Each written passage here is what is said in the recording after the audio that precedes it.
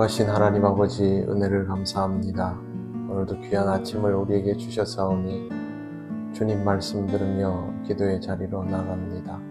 성령님 우리를 인도하여 주시옵소서. 예수님 이름으로 기도드립니다. 아멘.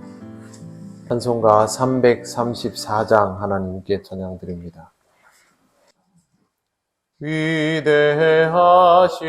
주를 나 기억하겠네.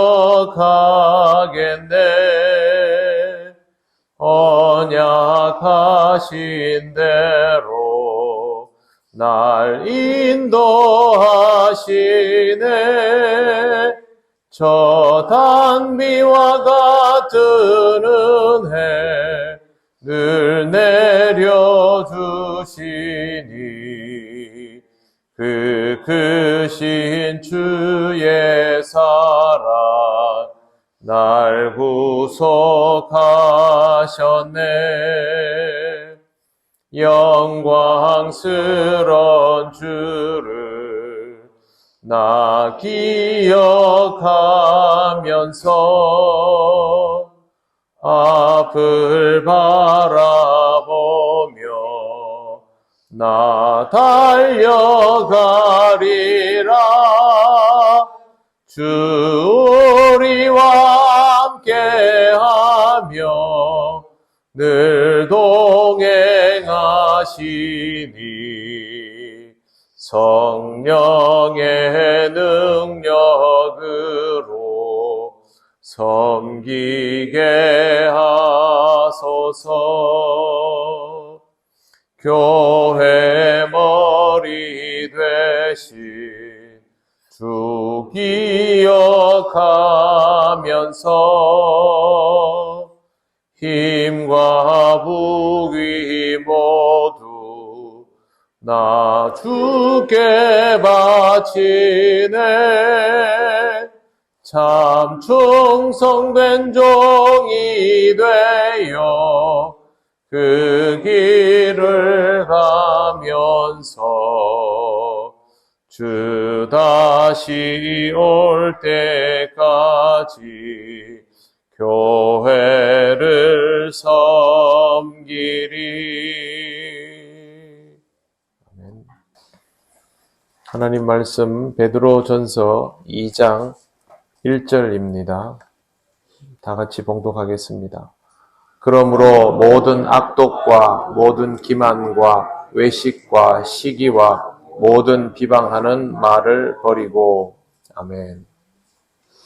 베드로는 1장 말씀을 통해서 거룩하신 하나님의 구원 역사가 얼마나 귀하고 특별한 것인지를 상기시켜 주었습니다. 그리고 2장에서는 이런 하나님의 신비에 맞추기 위해서 성도가 버려야 할 것들을 먼저 이야기를 합니다. 버린다는 것은 쉽지 않기 때문에 의미를 이해할 필요가 있습니다. 그러므로 모든 악독과 기만과 외식과 시기와 모든 비방하는 말을 버리고, 여기에서 먼저 버리고라는 말은 옷을 벗는다 할 때 사용되던 단어였습니다. 그렇다면 내가 입고 있지만 내 것이 아닌 것, 그런 것들을 버린다라는 것이죠. 베드로가 열거하는 것들의 특징은 이 세상을 살아가는 동안 우리가 너무 오랫동안 입고 있어서 마치 내 몸인 듯 착각하게 되는 것들을 말합니다. 제일 먼저 나오는 것은 악독입니다. 우발적으로 생기는 것을 성경은 악의라고 표현합니다. 남을 해하려는 무자비한 악이나 주도 면밀한 악은 악의를 넘어선 악독입니다. 악한 마음이 잠시 생기는 경우는 우리가 익히 경험하는 바입니다. 하지만 대부분의 사람들은 시간이 지나면 그런 마음을 가지고 있었던 것에 대하여 후회하고 양심의 가책을 느끼고 그것을 결국에는 멈춥니다. 하지만 악하고 독한 마음은 이 악의를 멈추지 않고 더욱 구체화시켜서 실행하는 것을 말합니다. 여기에서부터 인간은 악인이 되는 것이죠.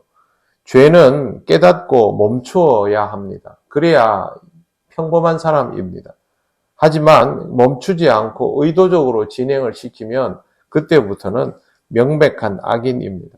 순간적으로 악한 마음을 가질 수 있다 하더라도 절대 그것을 유지하고 당연시 여기면 안 됩니다.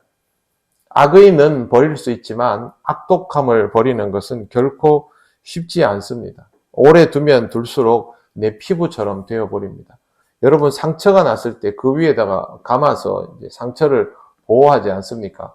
근데 적당한 때에 계속 드레싱을 바꿔줘야 되죠.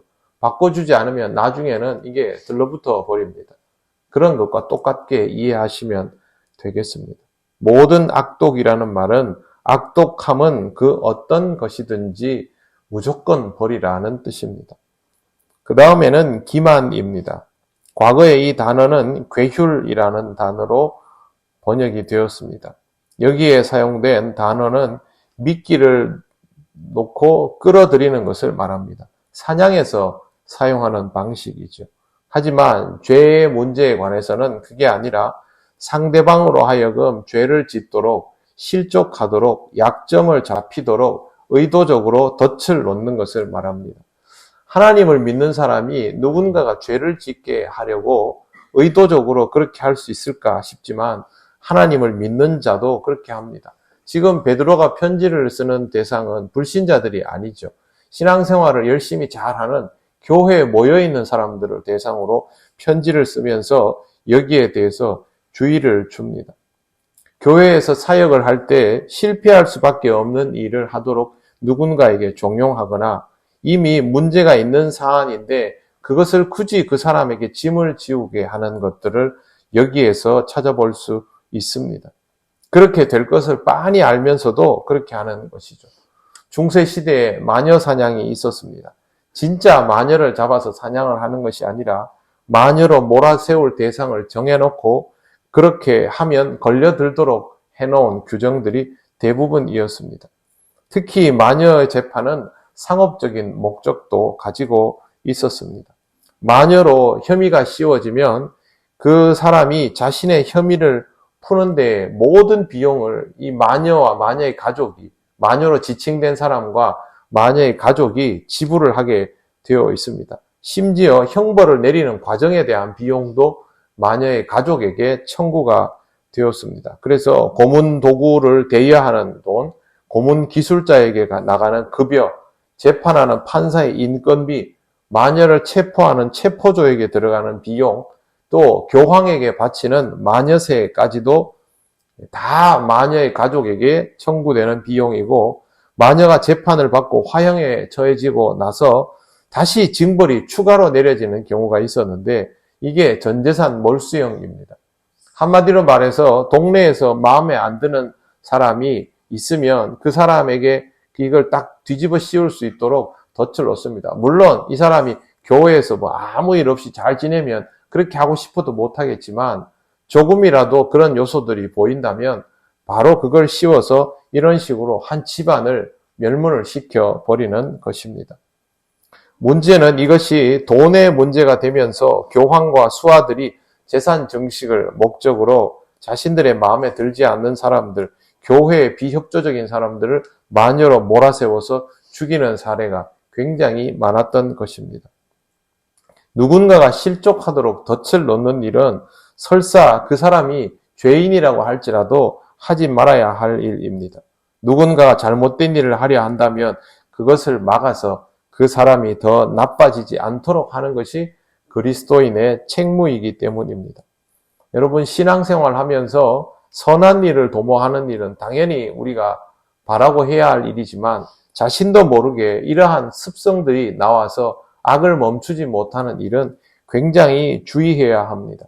악한 것은 반드시 버리는 것이 그리스도인다운 모습인 것을 꼭 기억하시고 여러분의 삶에서 악함을 줄여나가시고 선함을 늘려나가서 끝내는 그리스도를 더욱 닮은 사람이 되시기를 바랍니다.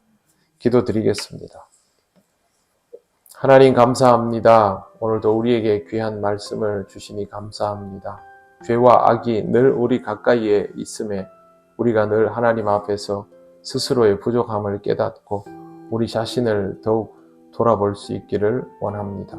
교회 안에 있다고 하여서 하나님의 보호를 받는다는 생각만 하지 말고 하나님의 자녀답게 살아갈 수 있도록 우리를 인도하여 주시옵소서. 오늘도 하나님 우리를 지키시며 인도하여 주심에 믿고 감사드리며 예수님 이름으로 기도드립니다. 아멘. 하늘에 계신 우리 아버지, 아버지의 이름을 거룩하게 하시며 아버지의 나라가 오게 하시며 아버지의 뜻이 하늘에서와 같이 땅에서도 이루어지게 하소서.